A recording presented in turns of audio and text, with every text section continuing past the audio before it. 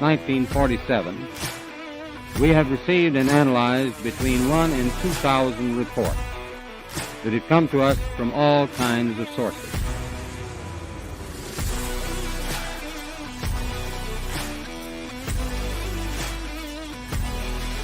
Fleet of them. What's on the ASA? My gosh. That's not our LNS stuff, is it? It's not. That is an LNS. Well, if there's a thing. We have spacecraft from another species. We do, yeah. How many? Quite a number.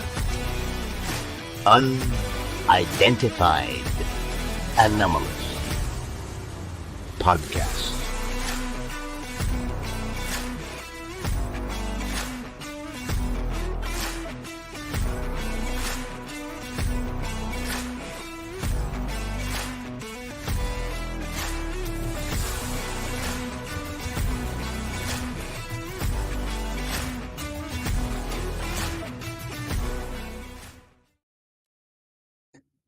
Hey, what's going on, everybody? I'm Tom Thompson, and you're watching the Unidentified Anomalous Podcast.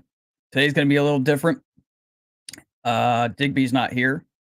He's finalizing his move to Portugal, so we all wish him, of course, the best of luck.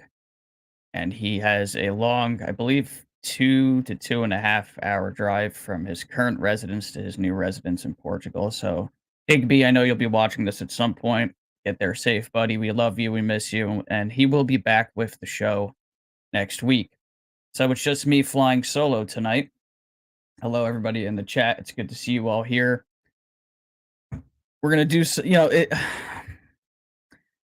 I don't want to drag this out too long, because this show is about what it's about, the subject matter. And I have plenty to get to tonight.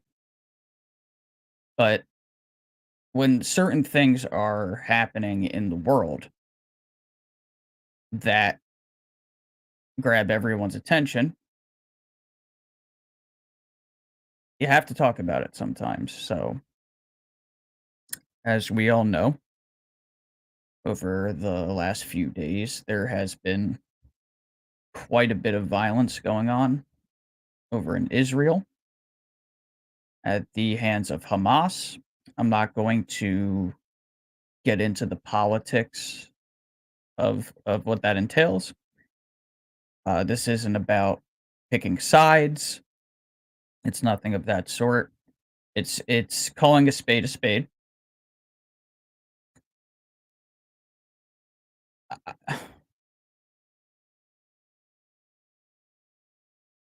I'm going to be blunt.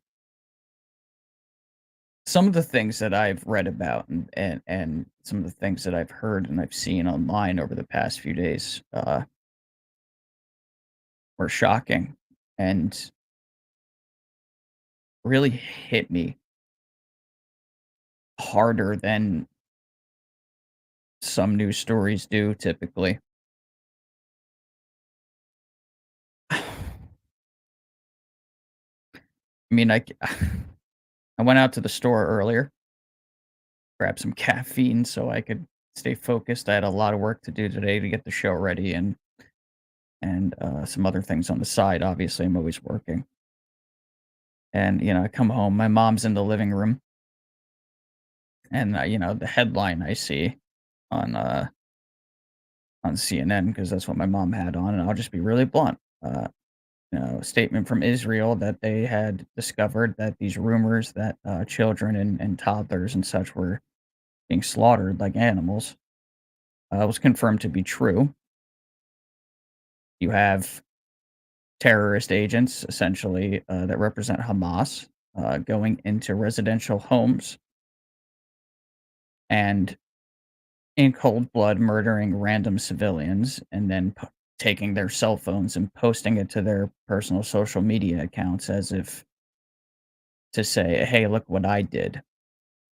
And that's how a lot of people have figured out that they lost their loved ones. Jet, I see you in the chat. I'm not going to take too long with this one, so I can appreciate that. And thank you, everybody that's here right now. Obviously, the show is being held at a different time, and I appreciate everyone that's making an effort to watch this now and that will be watching it later on. So I'm not going to go into grotesque detail about the thing. We all know, right? We all know. It just it really kills me and really rips me apart internally to see human beings capable of doing these types of things. And I mean no offense by what I'm about to say, but the show is about UFOs and the inexplicable, right? I can't even wrap my head around what other species out in space or, wherever they're from could be looking at this as. How are they interpreting the violence and the tragedy that's happening here on this planet? It's I had to bring this up. I know this show is about UFOs. It's about the mysteries of the universe and stuff, stuff like that. But it's like I'm just talking to you as just a guy right now, right? Not even as a podcast host, but just as a person. This has to stop. I mean, I know how my brain works. I know how I look at other people. I know how I react to things. And it like blows my mind that there are other human beings in the world that are capable of doing things like this. So all I want to say is that I'm sad, beyond sad. It's not even the right word for it. I'm disgusted with the things that I've been seeing. Um, Heartbroken in a lot of ways to hear from these poor people that are going through this, that are just they have nothing to do with this conflict. They have nothing to do with it, and they're just trying to go about their regular daily lives, only to have it uprooted by pure evil. I mean, there's really no other word for it, right? So I just wanted to bring it up and let it be known that I see it happening, and that I'm not going to sit here and say thoughts and prayers, because that doesn't really do anything um for things like this. But I just wanted to mention it because uh you have to keep these types of things circulating when they happen. People need to know that it's happening. That's where making a difference begins, right? That's where you plant the seeds. You have to talk about it. So I just wanted to bring it up and let it be known that I see it happening and that I am shaken by it to a large degree. And I hope that at some point in human history, we stop doing this to each other. I really do. I don't care what color you are. I don't care what country you come from. You're a human being to me. That's how I look at people. And I know some people may take that as, oh, you're colorblind. And I recognize the trials and tribulations and the heartache and the slavery, everything that has happened in the past, many, many, many decades before I was even a thought. I know about those things. I just hope we stop doing this to one another. There's no good reason for it. It has to stop. So now that we've gotten that out of the way, usually Digby and I at this point in the show talk about our week. So I'll just briefly tell you guys, had a long week of work as usual, at my day job, and had a lot of nonsense that I had to deal with. Some of it was pretty funny though. I've been doing a heavy amount of research. A lot of you guys have seen my video about the Greys, the eyes of the infiltrators, over on my channel here. And I have begun work on chapter 2, which will involve a very, very, very detailed and thorough examination of the abduction phenomenon and alleged hybridization program. On the other side of things, there's another. So I'm working on 3 projects for personally, outside of what I do with Digby. So that's one. Number 2 is a video that's kind of evolved behind the scenes. So it started off as an examination of what the secret keepers could be afraid of. What are they so afraid of? Why don't they want to tell us? And the more I was doing research for that particular video, the darker things seemed to get. So that video is really going to touch upon some things that might scare some people. I'm going to be really blunt about that. But it's part of the data, and we have to look at it. Ross Coulthart had even said recently that there are aspects of this phenomenon that he knows about behind the scenes that would scare the shit out of people. If we're being visited by different civilizations, that would likely mean that there are different motives at work. You have to take that into consideration, and there are data points that will probably bother some people, but we have to examine it. We have to be thorough in our research if we ever want answers to any of the questions that we have. So we have to go about it this way. We have to come face to face with things that scare us. We have to come face to face with things that we don't want to be true, but they may be. And that's just the name of the game. That's how we're going to have to do this. Everything is on the table until it's not. That's how I always say that. And the third project is a very, very thorough investigation into beings that are essentially, in appearance, aesthetically, very human looking. The Nordics, the tall whites, it kind of goes hand in hand. It's difficult to do research for that in comparison to the Greys because you are dealing with beings that look like us. So when someone says they interacted with, an extraterrestrial, what did they look like? Oh, it looked like Madonna. It's kind of difficult. So I'm doing my best to kind of sift through those cases. I'm doing my best to try to find the inexplicable in that data. And there's some really, really interesting information that I've come across. And I'm really looking forward to getting that video out. That one's going to take the longest, but nonetheless, we're here tonight. I really, really appreciate you guys being here with me while I fly solo. So without further ado, let's get into our first segment of the evening, Beyond the Mundane. Beyond the Mundane. It's been kind of a slow news week, but there has been some interesting information that's been kind of floating around. So we're going to start off with a clip of Tim Burchett, who I had the pleasure of interviewing in my very last interview on the previous show that I used to work on. Now, I have 2 clips here of Tim. The first clip really involves Burchett speaking about the potential upcoming UAP hearings and difficulties on getting into a skiff with David Grush. It's pretty self-explanatory. The second clip is the one that I would really like to focus on this evening, so let's get to it. We're going to play clip number 1, and then right after that, I'm going to play clip number 2, and we're going to dissect a very, very, very interesting anecdote from Representative Tim Burchett. And maybe hopefully issue some subpoenas. You get some real information. This putting it in the skiff is just, it's too edgy. It has to be leaked, out by the press, and then you can talk about it allegedly. I don't know. It's just ridiculous. And Too much red tape. Do what? Too much red tape. Well, it's that way on purpose. Yeah. Keeps the powerful in power, and they're the ones who make the rules.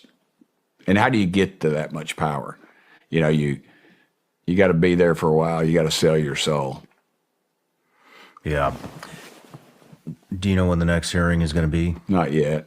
We'd like to have it pretty soon, though. I'd like to have it before the end of the year. Really? Yeah. Well, I'd love to get out there for it. When I get a date, we'll get it to you. All right. Me too. You'll be like first on my call list, as far as you know. Thank you. Thank you. Tim's a funny guy. So I would like to get out there myself. Shout out to Sean Ryan for doing these interviews. I haven't watched this interview in full just yet, but I'm hopefully gonna try to get through some of the full interviews that I've been floating around over the past week after this episode airs. Now, clip number 2, we're all gonna have to put our heads together here. We really, really need to try to do our best to investigate this particular claim from Tim. See, some of my good friends are here in the chat. Alien Girl, hello, hello, hello. What's up, Paul? I appreciate you guys being here. I'm doing my best to jump between the chat and obviously handling everything. Usually, there's another set of hands here with me, but I'm doing my best. This is actually one of the first times. Well, it's not the only time I've done it, but it's one of the only times that I've run a podcast live like this on video with me controlling everything. So hopefully in the future, I'll have a team of people around me to make things a little bit easier. Get ready for this clip. A lot of us had been suspicious of this to begin with, but now it's, I would go as far as saying it's been confirmed, but maybe not in the way that you would think. So let's have a look at this clip. Is there anybody in particular that you think is a government disinformation agent? I'll just leave it at probably somebody you've mentioned in this conversation. Okay. And the problem is they don't know it. That's the key to this whole thing, because How would they not know it? because they're shown things that are false, or they've brought people to them that are false, or something's created. Because all they got to do is put a bug in somebody's ear, and then the government's getting another $1 billion to study some crazy project somewhere. Interesting. Does that make sense? It does. So the disinformation agent. Well, it does and it doesn't. So a disinformation agent is there to, one, discredit Couple things: somebody. get people off track, and two, to bring in more money. Yeah. Just to keep the fire lit enough. Just get you salivating enough to where you're asking a lot of questions, folks like myself. But I don't want any more money. I don't want the government to get. The government doesn't need enough. They need to go back, cut billions of dollars, trillions actually. But that's beside the point. So if they're discrediting somebody, how would that make more? How would that open people's checkbooks Well, up? if somebody getting close to the real issue, they'll discredit them. Other people, they'll let them go down the rabbit hole so they can get the money. Gotcha. So it's either one or the other. A very clever strategy. Who do you think, in your opinion, you don't have to say it because I know you talked to all of these people, who is given you the most legitimate information? They all have. They've They all all given me a piece of something That's that's interesting. real. Okay. All right. I won't pry anymore with that. But So to complicate things further, Tim Burchett says that all of these people have provided something credible. So who are we talking about here? Obviously, they didn't say all of the names in the clip, which is why I have the list for you. Here are the names that came up during this particular interview: Lou Elizondo, Christopher Mellon, Stephen Greer, Jeremy Corbell, George Knapp, Travis Taylor, and Brandon Fugel. Tim is saying that all of these individuals all have provided something credible. But one of them is an unknowing, unwitting participant in the disinformation campaign to keep a lid on this subject. Now, looking around and kind of reading the room, a lot of people are saying Stephen Greer. But I've also seen quite a few people bring up Travis Taylor. I'm not so sure about this. it may not be as obvious as one would think. Like, you know, initially I would say Greer. Just, you know, just at face value. But if we think about some of the extremely disconcerting and concerning tidbits that have come out around Skinwalker Ranch, I would also throw Brandon Fugel's name into the mix here. Now, I like Brandon. I've spoken to Brandon. He's a really, really, really nice guy, actually. He always gives me the time of day. He's a pleasure to speak with. I'd like to get him on the show eventually. That doesn't mean, again, I want to really be clear about what I'm saying here. I am not saying that he is an active participant in a disinformation campaign where he knows it and he is actively working to throw people off the scent of the truth. Rather, what we are saying and what Tim is saying here is that Brandon, or one of these names, is being fed disinformation for a specific purpose. So, how does that involve Skinwalker Ranch? Well, several months ago, I was made aware of some information through one of the interviews that I did on my previous show that was news to me. I had never heard it before, but apparently, and get ready for this one if you haven't been made aware of this yet, what may actually be happening at Skinwalker Ranch is actually far more interesting yet terrifying than you might think. There is a real phenomena happening on the ranch. It's real. But it is being used as a smokescreen for someone, some arm of the military or paramilitary, whoever it may be. They're using the real phenomenon occurring on the ranch as a smokescreen to experiment with weaponry and brainwashing and everything else under the sun that you could possibly imagine that they may want to utilize against the enemy in warfare, but in an unconventional manner. So imagine this. You're on the ranch. You experience high strangeness. Yeah, well, on day one, it could have been the real phenomenon, but on day two, it could have been a device that was planted in or around the ranch to turn you into an involuntary participant in a military experiment. Pretty wild to consider it. Now, again, that doesn't discount the real phenomena that's happening there. It's an opportunity to use that phenomenon as a foggy glass window, for lack of a better term. It's the Hall of Mirrors. The phenomenon's real. I know it's real. And some group, again, it's hard to say who or what or where, but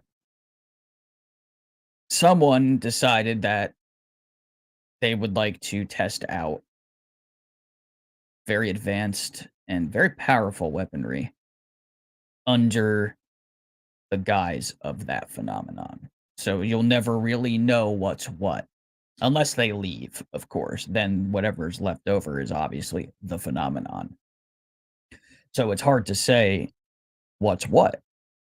I would imagine that a lot of the things that have occurred on the ranch that date back decades, that's the phenomenon. But if I had to guess, part of what people have experienced there from the 90s until now, government, military, black weaponry. Some of it, not all of it, some of it. They catch a UFO on video, it's a UFO. But the things that people are internally experiencing when they see something with their eyes, not what's being picked up on camera or on audio or being measured per se. But if someone's walking around the ranch at night and they see a 10-foot tall black humanoid, there's a possibility that they saw that because someone's out there fucking with them, for lack of a better term. So you have to take that into consideration. Now, on the flip side, all of the names that I've mentioned apparently have something credible to provide, which means that if you are like me, if you're a heavy duty researcher, you're obsessed with this, you're passionate about it, we're going to have to listen to everything that all of these names are saying, which a lot of, most of us do, I believe, already, naturally. And we're going to have to sift through the BS. It's not easy to do. There's a lot of information out there, especially in the literature. God, if you guys saw the electronic library that I have put together of materials, you'd keel over. I mean, it's like, God knows if I'll ever get through all of it. I'm going to try to get through as much of it as I can, but there's a lot there. There is a lot to read through on everything from unidentified submersible objects to ancient history. I mean, it's all there. I have everything from John Keel to Jacques Vallée to Jim Mars, you name it, I have it. And whenever something huge comes out that's new, like George Knapp's new material that he's put out, this new book, I get my hands on it real quick. Sandy, I see your comment, MK Ultra. It's got the MK Ultra vibes. It definitely has the vibes. It's along those same lines where, again, it's some branch, some arm of the military or government, or both working in tandem with one another, basically experimenting on unknowing participants. Or maybe some of them know, who knows, right? And maybe they've been sworn to secrecy post-experiment. But the military and the government have done this before, and it's declassified. Tuskegee, I mean, like, God, like, the list goes on. They fogged part of San Francisco, I think, decades ago, and got a bunch of people sick. Like, that they have done things you would not want to know about, honestly. Paul says, Burchett said that some of the recovery materials were archaeological in that interview, too. Wild. That's really interesting, too, because that is actually in line with what Bob Lazar has said. Again, I know that's a polarizing name here. I not everyone in this chat believes that Bob Lazar is telling the truth. I believe Bob. Don't hate me for it. I have my reasons for it. It's a gut feeling, too. I could be wrong. I think he believes his own story, but I also think that it's possible he may have been brainwashed as well. I don't know. That comes from Jacques Vallée, and anything that comes from that man, I respect. I hold him at the peak. I think he's the greatest UFO researcher maybe of all time. So I have to listen to what that man says. By seeing Beyond Skinwalker Ranch and the other two ranches Bigelow owned, absolutely. But I think Beyond Skinwalker Ranch is the best of those televised programs. And the editing isn't quite as corny as some of what you'll see on Skinwalker Ranch. There's a lot of good information in all of these programs, though. You just have to kind of sift through the History Channel editing nonsense to get to it. Bigelow, not Big Elbow. It's so random. Jet says SKR has had some of the same people involved that were part of MK Ultra. No, yeah, absolutely right. Yeah, Bob and Jacques. Yeah, I'll tell you guys, on my wall, you can't see it here right now, obviously, because I have the green screen up. But about a year ago, maybe a little more, I bought off of United Nuclear's website a line drawing of the sport model that Bob hand signed. And I still have the package that it came in, the United Nuclear sticker that it came with. It came in like a cylinder-shaped package. I have it hanging on my wall. I have Bob Lazar's autograph. Like, whether the guy's telling the truth or not, it's still kind of an interesting part of history, regardless of what the truth is. So I had to definitely get my hands on it. Now, with all of that being said, from Mr. Tim Burchett, and taking all of that into consideration, we're going to have to keep our eyes peeled, our ears open, and we're going to have to be really careful and cautious about what we adhere to and the information that we come across. We have to make sure that we take everything that we can get our hands on, take all the tidbits, and you have to weigh it against one another. It's a very tricky, convoluted, murky subject, but at the heart of it is a world-changing truth that we are all pursuing together. Now let's get really interesting. Let's have some fun. Let's have some fun. So I found this piece of UFO footage. Now, the following video clip, I actually edited myself. There's kind of a funny story behind this one. Now, I don't know the woman's actual name. And no, I don't have the link. But this content creator was filming a video clip for her OnlyFans page. I had to do a little bit of editing because part of the video was slightly revealing, and I definitely don't want to get flagged on YouTube or do anything that could be deemed distasteful. But the footage is nuts. It really is. So I'm going to play that clip now. Kind of funny, but it's it's unique because of the circumstances in which it occurred. I can honestly say this is a first, one and only. So let's have a look at the clip. Whoa, what was that?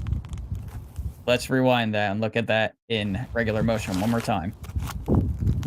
Whoa. And what's interesting too, I'm going to pause it and rewind it one more time. Because listen very carefully to the audio.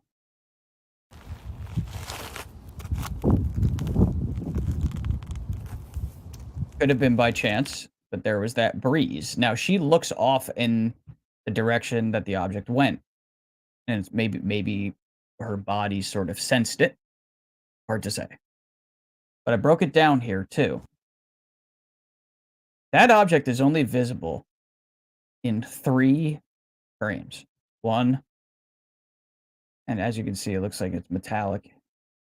2, and then 3. Even if you take it into Adobe Premiere, 3 frames, that's it. And I zoomed in on the object. Well, object, I should say. And now, what's really interesting about this particular piece of footage is that it actually reminds me of some other footage that some of you may be familiar with. I actually have an entire YouTube video centered around the next piece of footage that, again, reminds me of that one. Check this out. If you've never seen this, this was from a couple years ago in Utah. I consider this one of the greatest pieces of UFO footage ever taken. And in a couple of the frames, this object right here looks sort of similar to the object in the first clip. Now, what's really interesting, too, to take into consideration here with this particular video clip is that you can actually see this thing taking a turn. You look very closely. You can see it coming over the hill. And it actually takes a turn on its side. Here it comes. You can see it right there. And then it rights itself. I think this is maybe the most amazing piece of UFO footage in the modern era. I maybe the best footage I've ever seen. Now, this was taken with a drone. I found it by accident. There was an investigation done, and no one seems to be able to debunk it. Now, there are certain individuals that believe this is a bug, but I would argue that that turn right there, see it? One more time. Sideways. Now it's horizontal. Bugs don't move like that. They just don't, right? Now, I have another piece of footage from the same state, Utah. A very, very similar object is captured, again, by a drone. This is a very straight line. Very straight line that we're seeing. And there it is right there. Now, this piece of footage, right? That's one. There's actually two objects in this piece of footage. And no, none of these were actually shot by a National Geographic photographer. It was actually just a random citizen. This is object 2. This one's the better object, the more impressive object. This piece of footage isn't quite as impressive as the other one because you can see a lot more detail in the previous clip. But nonetheless, it's comparable. The motion and the aesthetic of the situation. Now, this footage here, I did some math on this one. I don't remember all of the numbers. I actually have it in a document somewhere, but I'm going to try to do this off of memory. I measured this object, and I actually had somebody check my math, one of my friends. We were able to use Google Maps to determine distance for this exact location. If this object is really coming from where it looks like it's coming from, over those hills down there in the distance, in order for it to have gotten from where it was, like near the horizon, to pass the camera as fast as it did, it would have had to have, I think it was traveling like 2.3 miles a second. 2.3 miles per second. So let's break that down. 2.3 miles per second, 2 miles per hour. 2.3 miles a second would equal 8,280 miles per hour. The formula is you multiply the speed value by 3,600.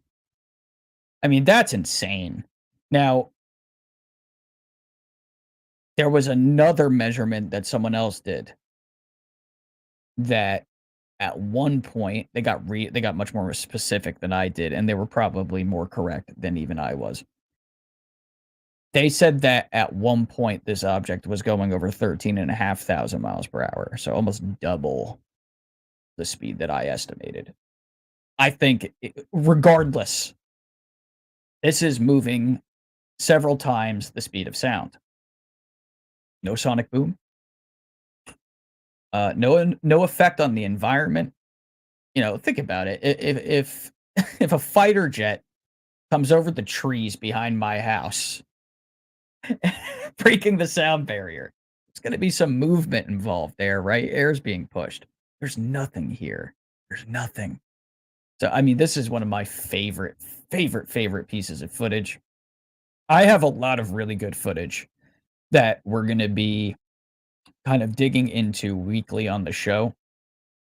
And I mean, it's nearly endless at this point. I have like an entire hard drive's worth of UFO footage that is clearly not CGI and is good enough for me to share. I'm really careful about footage. And I like to think that I have a pretty good eye. So when something looks like it's nonsense, I don't even bother with it unless somebody can show me data and evidence connected to that footage to convince me otherwise. But this isn't third phase of Moon.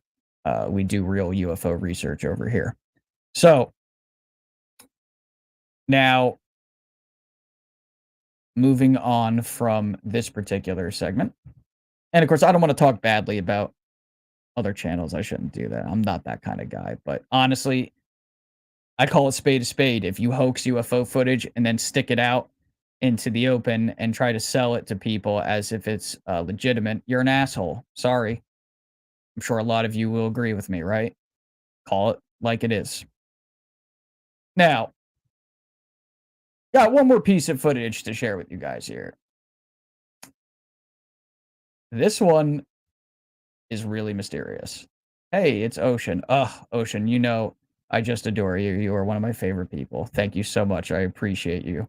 Thank you so much for being here. I almost have like, I'm almost a little nervous. It's really weird. I haven't felt like this in a long time. Maybe it's all the caffeine. I have no idea. I drank like 400 milligrams of caffeine today. Swear to God, and I'm not kidding. It's actually like literally the amount. So I'm like a little a little bit. I found this like 20 minutes before the stream. And the first version of it was total shit. Not even gonna lie. It was just absolute crap. But someone actually went and cleaned it up a bit, which I really appreciate. Now again, because I just found it, I have absolutely no clue of where this happened, when it happened, who took it. I have nothing yet. All right. But it was weird enough that I'm like, all right, it might be fake, right? It could be. Of course. It's always possible. Someone's just really good at it. But there's something about it that, like, my brain and my eyes are like if you've ever heard the term the uncanny valley, this is very convincing, I feel. There's something very real about this particular clip. So let's have a look.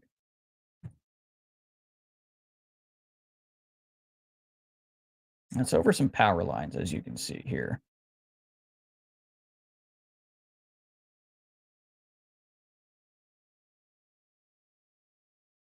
And it's this very odd tripod-shaped object with orbs hovering around it. And this object is extremely stationary. It retracts the legs and then boom, gone. Just gone. This is a weird one. I had never seen it before, so I was like, yeah, you know what? I'll share it. There's something about the motion that I just can't shake. There's something very real about this, and I get it. The quality, it's not great, right? So I would even say that this was probably taken a long time ago. But there's something about it that I can't quite put my finger on. You have these orbs now. You can see it was stabilized.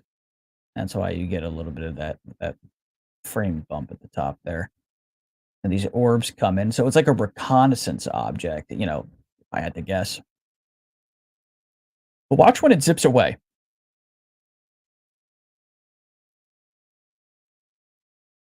There's there's this very natural looking motion blur that's going on. It's a really intense piece of footage. It shows, clearly one of the 5 observables, and the least the instantaneous acceleration.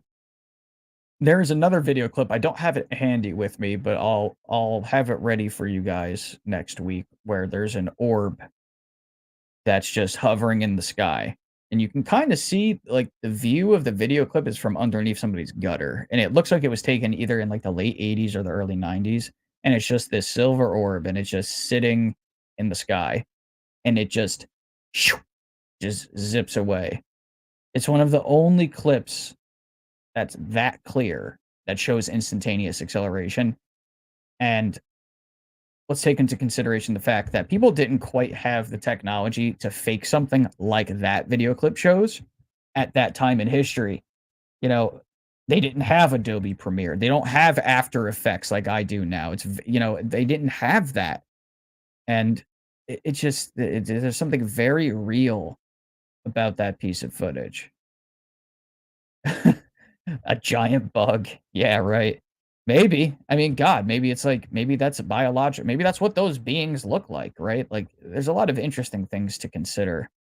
I'm going to try to do this in real time, because I don't like to waste time on the show. I don't like to bore anybody, especially if they're only doing audio. So obviously this isn't a great episode for people doing audio only, so I apologize. I'm going to see if I think I have the clip I was just talking about with the sphere. I have a UFO video footage folder on my computer, and in that folder is another folder. And that folder is called The Best. And it's very self-explanatory. Let's see if I can find it. I'm actually doing a little bit of a mini project right now. It's for Astral. If you guys know Astral, obviously, if you're from Twitter, you'll know Astral. It's for me to give to Astral to actually give to somebody else that's very well known in the community. I don't want to bring up their name because I don't know if I can in this actual instance because it has to do with their content and it's just kind of like a favor. But it's somebody that you would all know this person's name, and it's just really cool that I was sought to put this together. But I'm basically putting together a compilation of some of the best possible UFO footage that I have, because I have a lot. And some people know that. Some people, I don't know how they knew. I guess I mentioned it at some point, but I have a lot. Now, this clip, if I can find it, again, another one of my favorites. It's this sphere that just disappears. And do I have it? I might not have it. I might have to go looking for it. John Keel, yeah, if only, right? Okay, well, I'll give you guys a clue. I can't say their name, but what I will say is that this person also has a podcast. Is it a blue folder? Not trying. You coming over tonight, Ocean? Oh man, that was crazy when that happened. I got to be honest. Yeah, I don't know. I don't know where it's at. I'll have to look for it. I have other footage though. I definitely have some other pieces of footage that we can just kind of look at. Let me see here. God, there's a lot in this folder. Jesus. I like forgot how much I even had. This is like insane. So the clips that kind of grab my attention the most are the ones that show very unusual characteristics in movement. That's something that really grabs my attention. So let's see here. Well, which clip can I play for you guys? Because I have a lot here. I definitely have a lot. I think I have some. You know what I could? Now, some of you, yeah, you know what? I'll play this clip really quick because I think this is really good footage, actually. And I would imagine a lot of you have seen it, but it's going to actually be a real treat for any of you in the chat that have not. I remember how my reaction was when I first saw it because it's like kind of undeniable. It's like it's really good. Now let's have a look at this real quick. Quick little 28-second clip. Let's throw it into the stream. Check it out.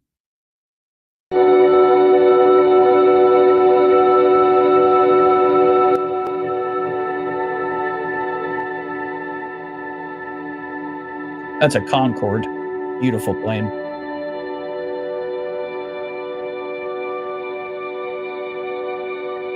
This was like one of the first flights of the Concorde. And this object is clearly checking it out. Like, ooh, what's this? We'll play it one more time.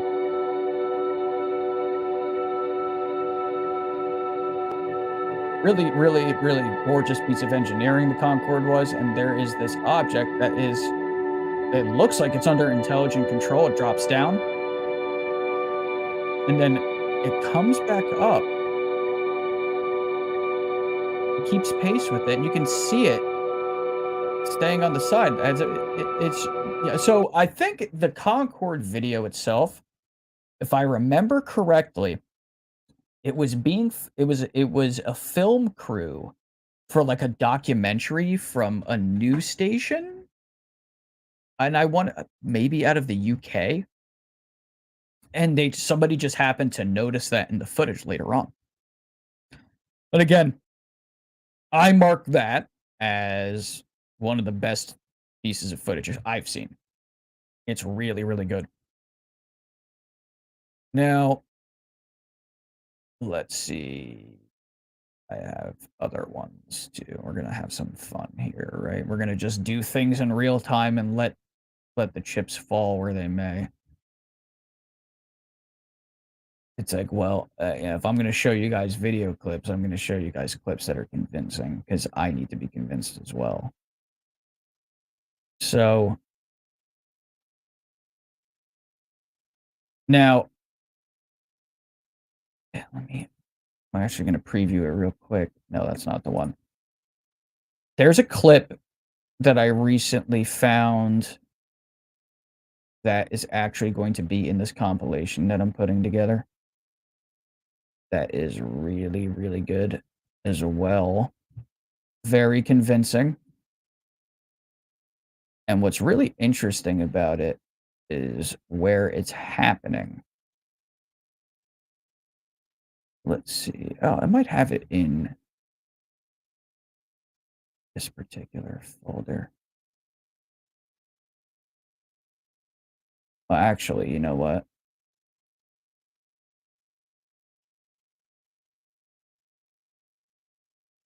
Is this the one where it shoots away? Okay, here, I'll show you guys this one. Oh, did you, Sandy? That's awesome. Well, sort of awesome. Sucks that I wasn't the first one to show it to you, but I'm glad that you're familiar with it to some degree, though. There's nothing wrong with that. That means you're doing your due diligence and your research, right? This one I recently found as well. And I'm going to give you guys some tips too, actually. It's like, well, it's become harder to find footage, right? It's become more difficult. Like YouTube's algorithm's like really terrible. But I'll tell you a little secret. How do you find good UFO footage? I'll tell you how to do it, right? Go and use DuckDuckGo's video search engine. Don't even do it through YouTube. Go to Reddit too. Go to Reddit and use they have different filters for posts, and you just go to like Reddit/aliens and just type best footage and search within that subreddit, and you'll find good stuff. But if you're just doing a basic web search, go to duckduckgo.com. Go to their video search and just put in something like real UFO footage, or another good search term where you're going to find some really interesting stuff is 90s UFO footage. And you'll find like all of the old documentaries and like specials that they used to run on Fox, like UFOs best kept secret, or like UFOs caught on tape with the best evidence with what's his name from Star Trek. Like it's all there. It all still exists on YouTube. You just have to look for it. So do I want to show? Yeah, I guess we can do this one. So this particular piece of video has been hotly debated, apparently. Let's see, is this it? No, this isn't it. This isn't the same one. This one's quick. Here, I'll show you guys this one too. It's kind of interesting because I don't think this person actually realized that they caught it until later, and that's why the video is so short. If you look right there, see it? I always really like clips that have like an airplane or a helicopter, and then there's also a UFO. This really isn't like the best piece of footage though. And I screen capped it real quick because I wanted to kind of like examine it later on so you guys are seeing it in its like most raw form. But there's another one that I have that I just found, which is really cool as well. Let's see here. I'm like, I have so many files. I have so many files. Also, I'll say this too. If you believe that you have caught a UFO on video, feel free to send it to us through Twitter or X, and Digby and I will have a look at it. We'll vet it, and if it's something that is really interesting, that we think is legitimate and credible, we will be happy to air it on the show, and we'll also share it on X as well. So, okay, I think I know where it is now. Now, again, someone might chalk this one up to being a balloon. I don't think so. I don't believe this one's a balloon because of what it does at the end of the video clip. Let's see, where are you? UFOs, UAP, the best. Let's sort by date. Should help me find it.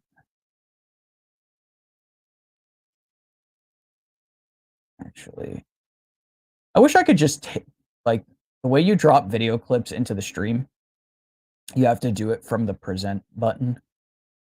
And I wish I could just drag and drop, because that would really make my life a lot easier. So let's see, video file. You know what? We're going to look at this clip, actually. This one, Guys, this one's Joey wild. from the UFO Hunter. I'm just going to put this video back up where I make contact with a UFO. YouTube's got it buried back in my playlist a year ago, and I can't even find it. And it was actually, for some reason, only a man. I came out here, Footage. deer camera right in the middle where those two 2x4s in the back of that trailer are. Right in the center, there's that deer camera. This footage is I came out nuts. here, Get ready for this. and I talked and recorded a little bit and went to start the laser up because nothing was up here. And it was dead. And again, So- this is another one of those clips where it's like Don't there's look something good. very real looking about it. I got a hurt foot, so excuse me if I limp. 80 degrees. I could have kept up with that was. Anyway, And it feels genuine because of the length as well. sorry about the moon. Only a disc. There we go. I don't There know it how is. fast. 1,000 miles an hour. He talks Oh, about it there's like another it's one. very ordinary to him. Definitely a disc. Whoa, did you see it stop? I shined a laser at it and it stopped. It completely stopped. Come back. Wow, that is just amazing, dudes. Okay, it's Really moving again. erratic. Come on back here, please. It's coming back. Please come back.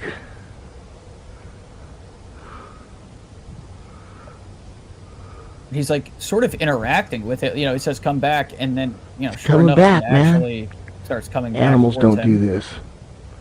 This is no kind of animal here, guys, except an intelligent animal. Whoa, there it goes again. It's on the move. This was coming out of the east. Again, now there's about 10 miles here. There's a little airfield. I'm not going to say the name of it because you'll know where I live. And I don't really want people to know exactly where I live because I've had death threats, believe it or not. There's some people on here that just, I don't know why. Well, come back at me again. Man, I hope this thing don't shoot at me or nothing. It's coming right back at me, man. Isn't that amazing? This is a wild clip. I got to get. in Let's just contact wave with to it this and see guy, what it does. And I am going to reach out to him I'm waving at it on the now. show and talk about his footage because I'm waving at it. apparently It's coming right back over the top of me. times. Okay, now it's on the... Oh. This thing was clipping along. If I wouldn't have shined the laser at it, it would have never came back. I've made contact. I'm waving my arms at it now. With my one arm. It's almost right over the top of me now. I hope it don't hurt me. Please don't hurt me. It's like think about I've made contact with this thing. normal objects that you see. It's right over my head now. It's right over my head. It must see me. I hope I don't get taken tonight, man. What the hell is it? I'm scared, I'll be honest with you. This is dealing with the unknown. Whoa, you see that? Don't go. Don't come back, please. Like it's just hanging around. Don't go away. This it looks Come like here. 2017. Come back. Please don't go away. Come and meet me, man. Came back from the south somewhere. It could just be sometime. Got a Facebook, guys. I love you guys. Contact. Yeah, it goes on like that. The movement, to be able, so like if this was fake, right? Just from what I know about, you know, effects and the nature of footage, and to capture something like this in real life, you get all these little nuances, right? The movements, the reactions, you know, the things that he's saying. So if you were going to fake this, the amount of tracking that would go into this is just is absurd. Like you're better off just trying to capture a real UFO on video, to be honest. Like it's really difficult to try and hoax this. It's really difficult to make it look like this. So I mean, I think it's genuine. I'd like to get in contact with the gentleman that captured this footage and see what else he can say about it. And I would definitely like to have a conversation, see what else he has. So I'm going to kind of do a random grab bag here. I'm going to try and play one more clip. Which one should it be is the question, because there's a lot. There's a lot to choose from here. Let me go into my downloads and see if I have anything that I haven't moved. Oh, you know what? Okay. This one was apparently taken over Colorado by a family that was on vacation of a cylindrical object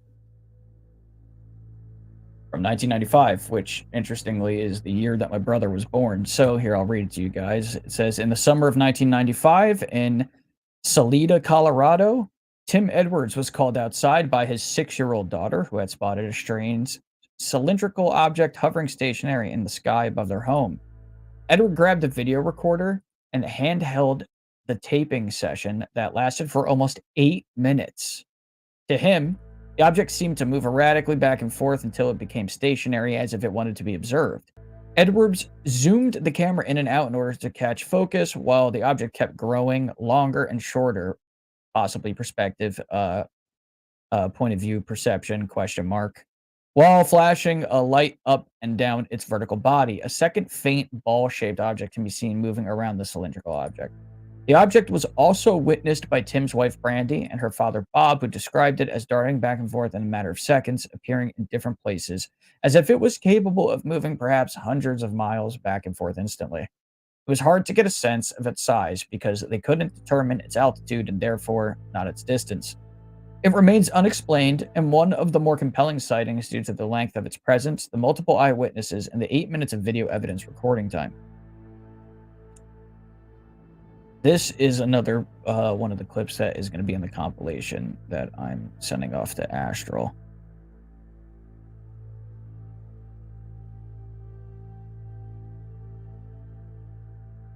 A little bit, okay.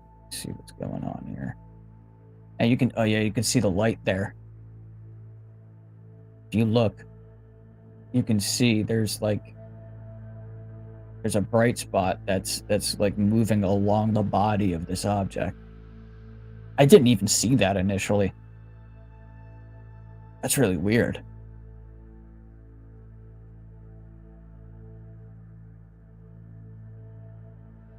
Okay, now, based on what I'm seeing here, because they're talking about it getting longer and shorter, I feel that the object is potentially rotating. It looks like it's rotating at least. I'm gonna move ahead a little bit, because it gets a little bit more clear. Because it could be, morphing, I suppose. There have been objects like that, or it could actually be rotating. I'd really like to try to find a much cleaner and clearer version of this, or at least like the full unedited raw 8-minute clip. There's a part though, yeah, right here. This is what we're looking for, right in this area. This is where you can really see it.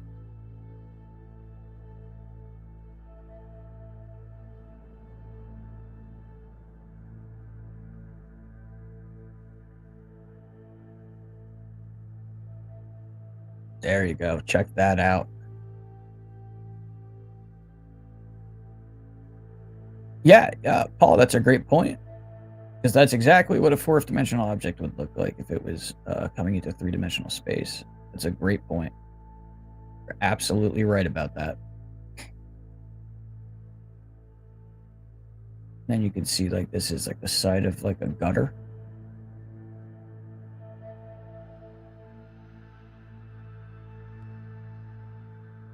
I mean, that might just be sunlight bouncing off of it. This light that they're talking about. It's hard to say though. It's kind of odd. Maybe not. The movement is sort of erratic and random.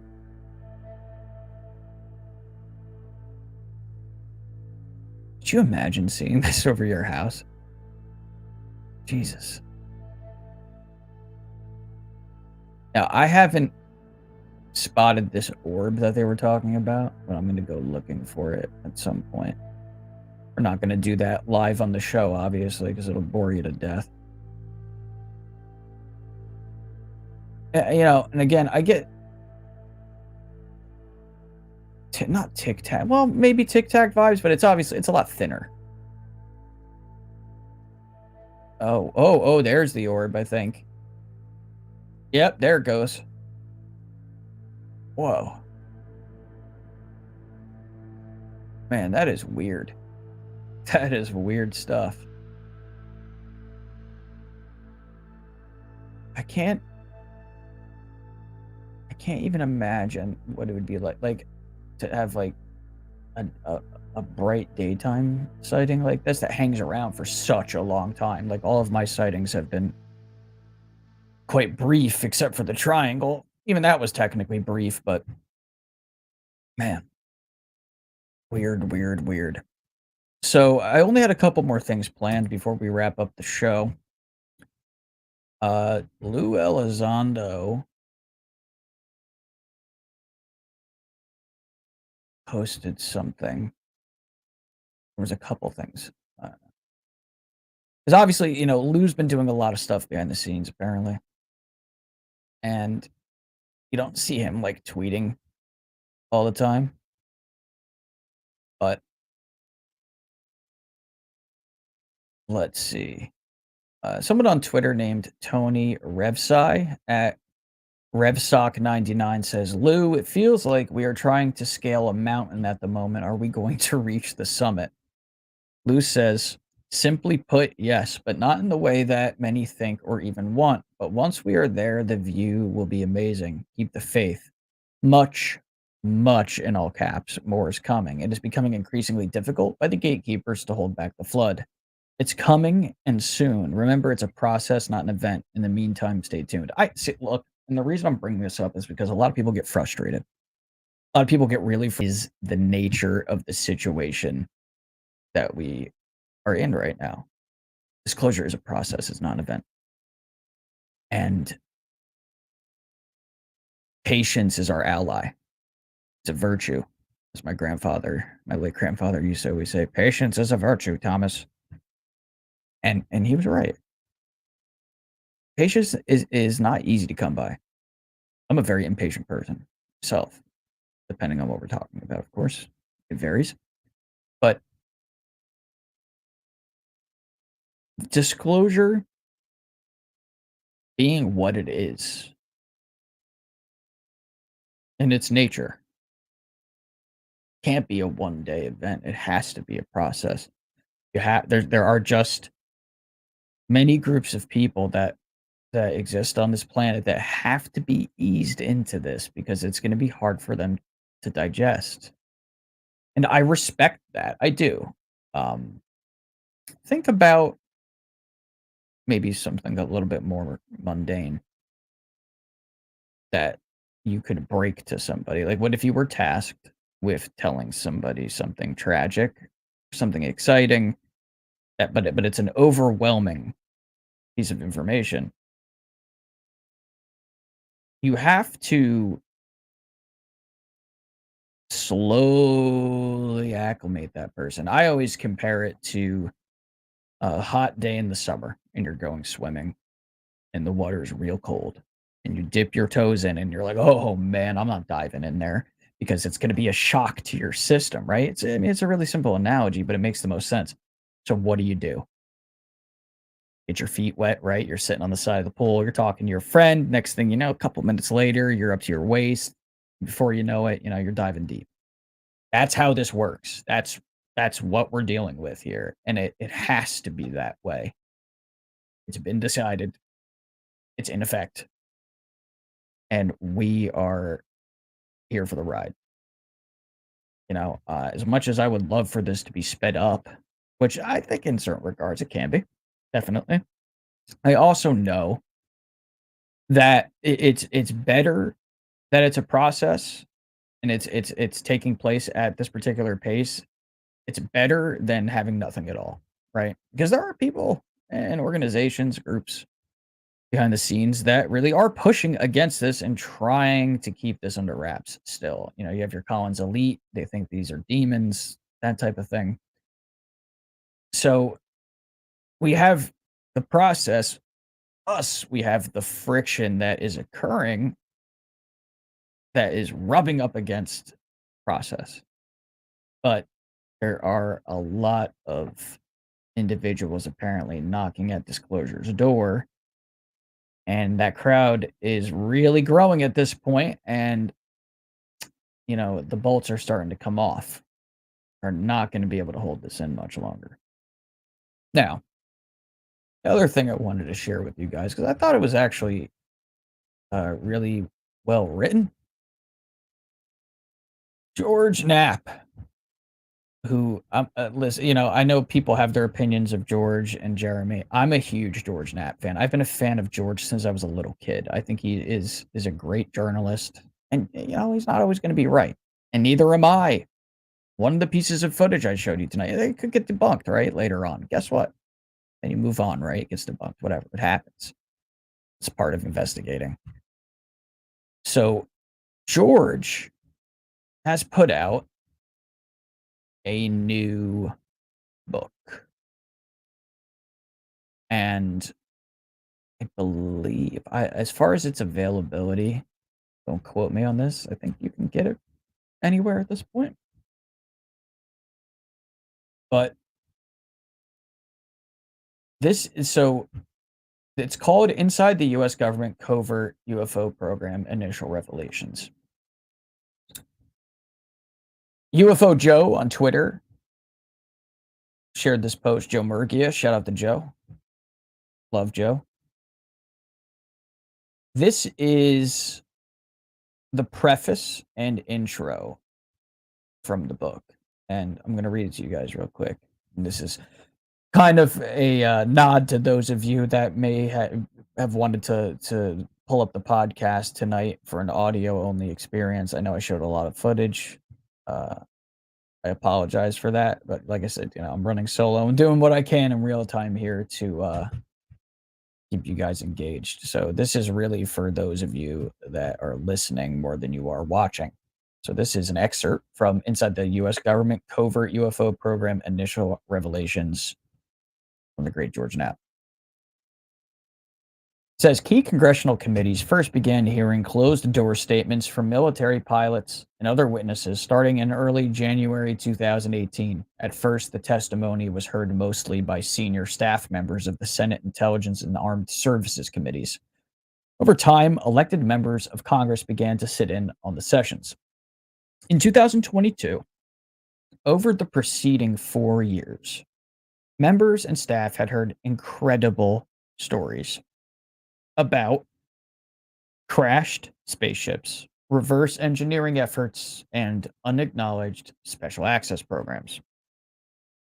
Luis Elizondo, the career counterintelligence officer who had been invited to work with Dr. James Lukatsky on OSAP, if or when OSAP was granted the status of a Department of Defense Special Access Program, SAP, not even Congress has been able to access the vast data warehouse of the more than 100 detailed papers produced by Bass.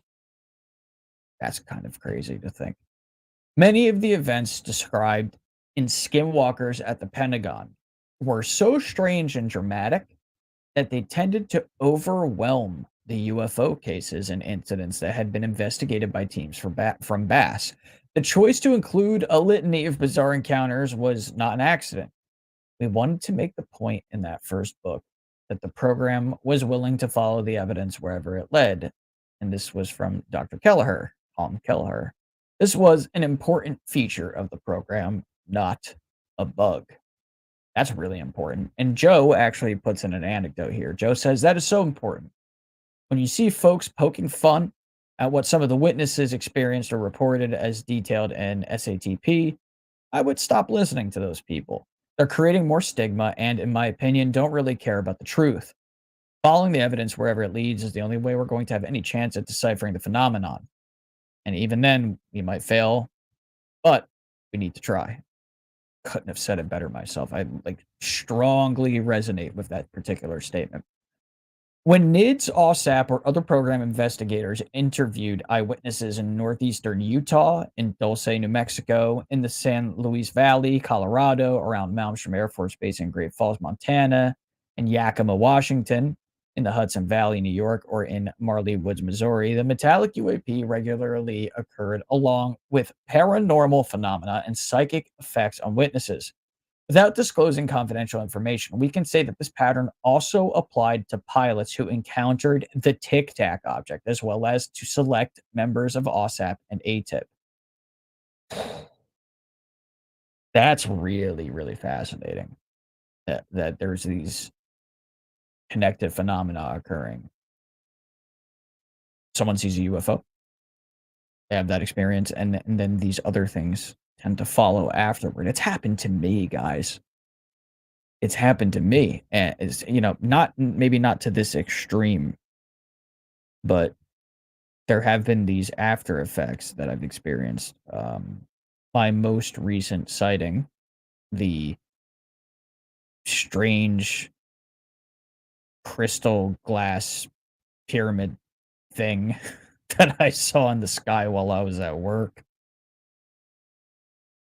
After I had seen that object, that following week, I had a couple really weird things happen. I had an incident of precognition.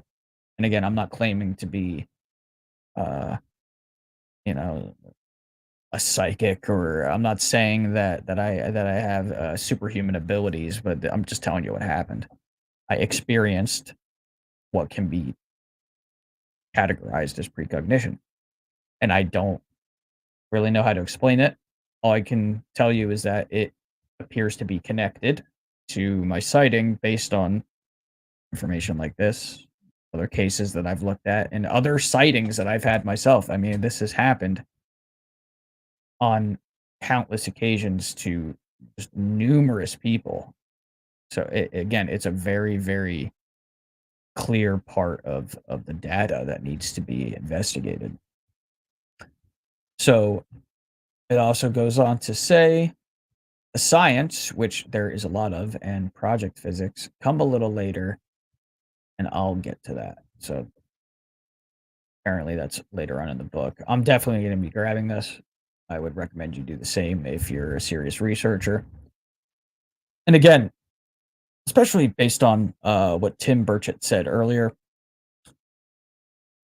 it seems like a lot of the big names in this community tied to this subject, everybody they all have something to offer that's credible. So when someone puts out a book, when someone makes a statement, they go on a podcast, keep your ears open, eyes open, check it out. Maybe you're not the biggest fan of a particular person. That's I get that. There's personalities, there's egos involved, of course. But you should definitely take the time in the least to listen to what everybody is saying, because I believe everybody will have important piece of the puzzle to provide. At the end of the day, we're all human beings, and we all want to know what's happening. We all want to know what's going on. I do. I mean, my God, my experience as a child was shit. Dude, it fucking shattered reality around me. I mean, really. Even thinking back to it now, it's like, I wonder what my life would have been like if that didn't happen to me. Would I be as passionate about this subject? It really threw kindling and gasoline on that fire that was already within me. I already had my interest. So we're going to be wrapping up the show in a couple minutes here. So this is the final segment. You guys already know what's coming if you have been here before. This is known as Speculation Station.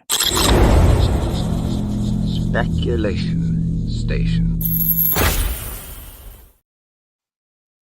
So if you're new to the show, Speculation Station tends to occur near the end of the show, where either Digby, myself, or sometimes, in like the case of Kimball, someone will come up with a question for you to ponder after the show has been completed.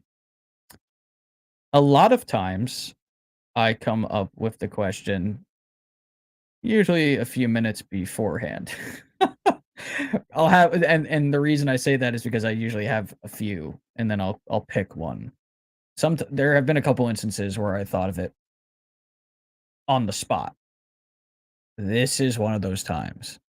So, what question should I pose to all of you for you to think about after the show ends today?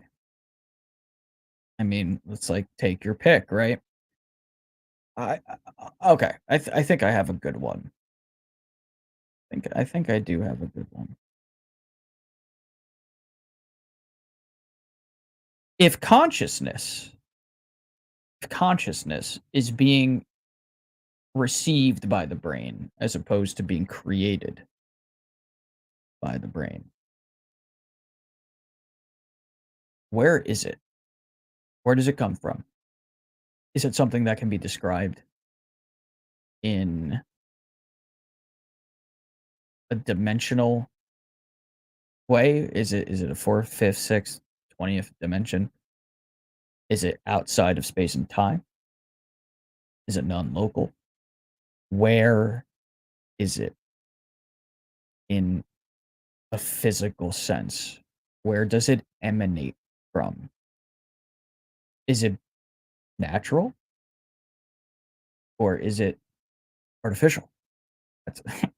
Bet you never heard that question before.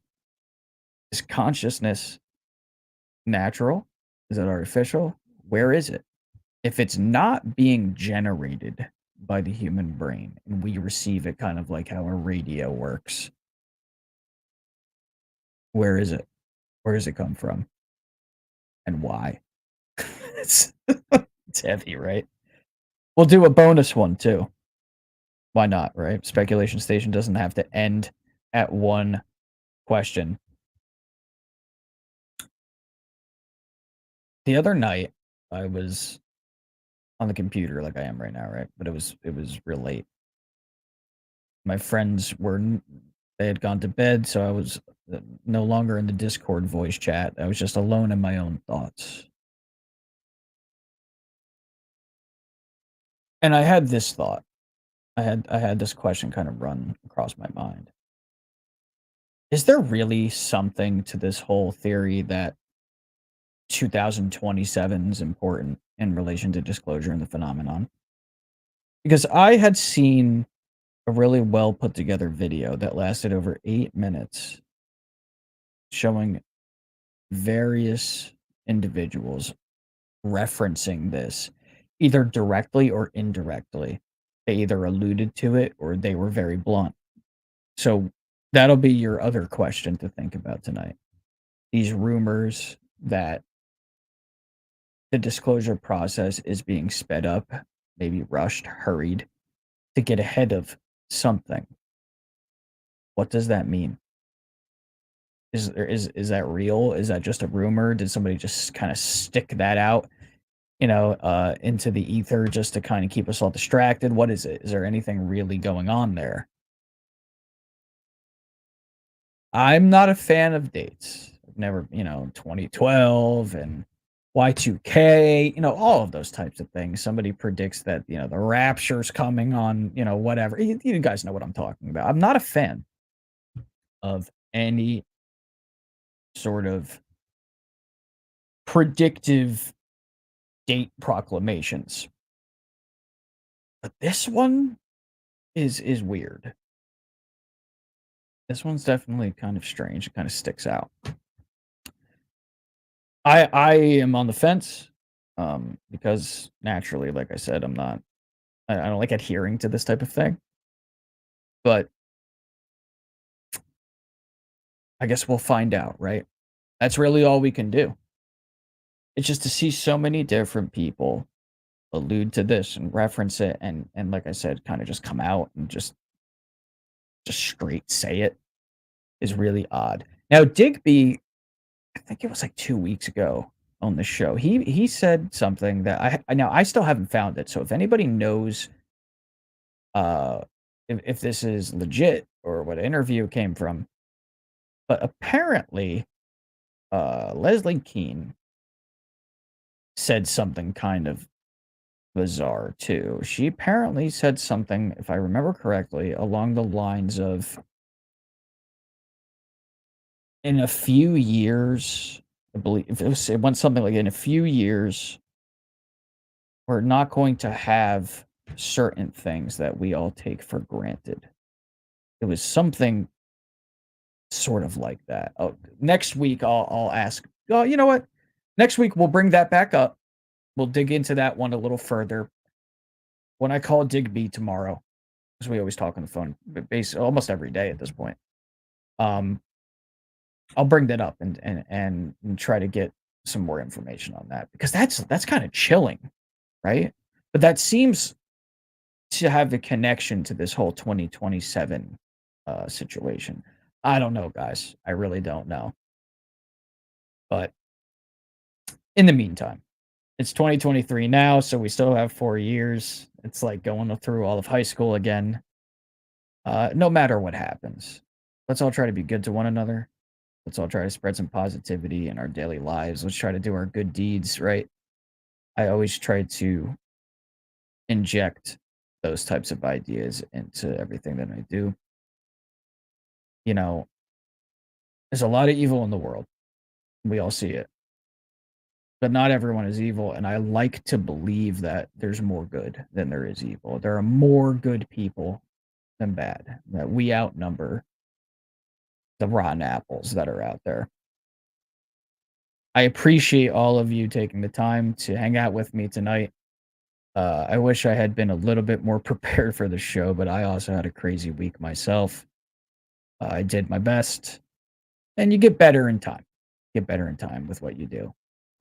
I like having Digby to bounce ideas off of, and it's fun to have somebody else to talk to as well. But you guys were great in the chat tonight. Thank you, Ocean, Kim, Daniel, all of you guys, Jet, Alien Girl, Jude, BB, John, Fringe, Paul, Heather. I appreciate you guys deeply. You guys are like my internet family. That's it for tonight's rendition of the Unidentified Anomalous Podcast. I am Tom Thompson. Yes, that is my real name. For real. And I'm the third, too. They made that mistake 3 times. I love you guys. Thanks for being here with me tonight. Make sure So hit the like button, subscribe if you haven't, share this wherever you can. It is a tremendous help when you do so. Leave some feedback. If you'd like to be on the show, if you have something that you want to share, and if you're an experiencer, if you have footage, photographs, or just a story to tell, please get in contact with myself or Digby. We'd be happy to have you on.